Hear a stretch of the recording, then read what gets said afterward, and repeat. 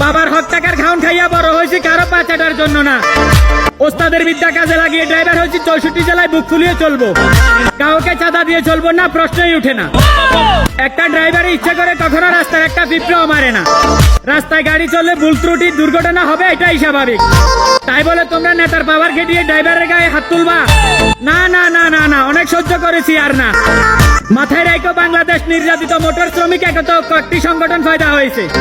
এটা কোনো সাধারণ সংগঠন না, এটা এমন একটা সংগঠন 64 জেলার মধ্যে প্রত্যেকটা জেলায় একটা করে বাংলাদেশ নির্যাতিত মোটর শ্রমিক একতা সংগঠনের অফিস নির্মাণ করার কার্যক্রম চলছে।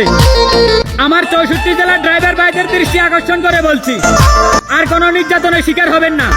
যেখানে অন্যায় দেখবেন ওইখানে প্রতিবাদ করবেন। একটা কথা মাথায় রাখবেন সবাই, তিল আমার কান নিয়ে গেছে, আমি কান ধরে বসে থাকলে হবে না, আমাকে হতে হবে বাস। অসম্ভবকে সম্ভব করা বাংলাদেশ নির্যাতিত মোটর শ্রমিক একতা সংগঠনের কাজ।